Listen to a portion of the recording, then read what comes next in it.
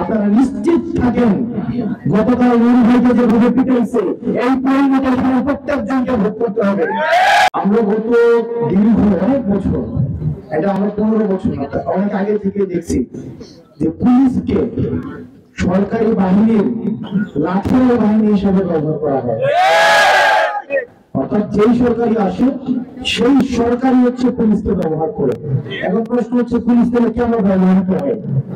আপনি দেখেন SI, sub inspector, constable খুব ফ্যামিলির প্রপার্টি গুলো হয়, আমার মতো খেটে খাওয়া পরিবারের ছেলেগুলো হয়, এসএসসি পাস করছে, এইচএসসি পাস করছে, বিশ্ববিদ্যালয়ে তারা একটা বেতন কত পায়? সব মিলে 25-30 হাজার টাকা বেতন হয় না। তার মানে কি এই বিরোধিতা করবে না কোন চাকরি বাঁচাবে? কোনটা করবে? সরকার যে নির্দেশ দেয় সেই নির্দেশ চোখ বন্ধ করে তাকে পালন করতে হয়। এটা বাইরে কিন্তু যাওয়ার কোনো সুযোগ নাই। আমি পুলিশকে গণহারে দোষ দেওয়ার আমার কোনো সুযোগ নাই, আমি দোষ দিতে পারি না। এমন একটা সিস্টেম বানাইছে যে সিস্টেমে পুলিশের আইন আছে, আইনগত নির্দেশনা মানতে বাধ্য থাকবে। এখন তাদের এটা মূল্যায়ন করার কোনো সুযোগ নাই, এটাকে আইনগত নাকি বেআইনি। অফিসার যা বলছে তাই রাইট, ওনাদেরকে শেখানো নাকি হয়। আমি শুনছি মাই বস ইজ অলওয়েজ রাইট, আমার বস যেটা বলবে এটাই সঠিক। এখন দেখেন আমরা দেখলাম আওয়ামী লীগের সময়ে এই পুলিশদেরকে ব্যবহার করছে, ওনাদেরকে ভোট কেন্দ্র পাহারা দিতে দিচ্ছে। কি ভোট কেন্দ্র পাহারা দিতে দিচ্ছে? যেন যারা 50-100 করে সিল মারবে, যারা মরা মানুষ এসে ভোট দিবে, তাদের জন্য কোনো অসুবিধা না হয়।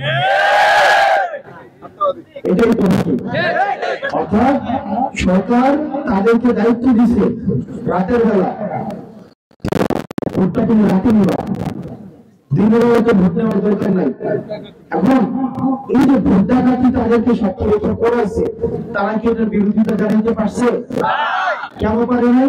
কারণ তাদের পোস্টিং এর বিষয় জড়িত, তাদের প্রমোশনের বিষয় জড়িত। কিছু হইলে খাগড়াছড়ি, রাঙামাটি, বান্দরবান পাঠাতে হবে, চাকরি থেকে বাদ দিয়ে দিব, এরকম দেখেন না আপনারা? এখন তাদের চাকরি বাঁচাইতে তারা এই কাজটা করতে হয়েছে।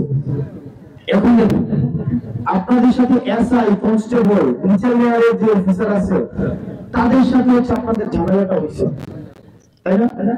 5ই আগস্টের আগে জুলাই আন্দোলনে কাদের সাথে ঝামেলা হয়েছে? তাদের সাথে হয়নি? কনস্টেবল, এসআই, ডিবি আরন কি কোনো নিচের শ্রেণী ছিল নাকি চুপ করে শ্রেণী? সে মাঠে এসে মারামারি করছে? করছে? অর্ডার দিছে। বেঞ্জি কি মাঠে এসে মারামারি করছে?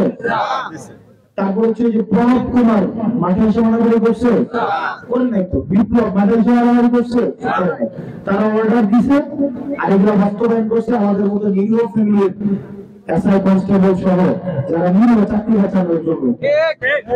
এখন ওই নিয়মটা ঠিক থাকলো, আমার ওই একই নিয়ম ঠিক থাকলো, আবার আপনি একটা নির্বাচন দিলেন, আমার ক্ষমতায় যে আসবে, আমি আসলে আমি তো পুলিশকে দিয়ে আমার বিরোধী যা হবে সবগুলো তেমন করবো, করবো না?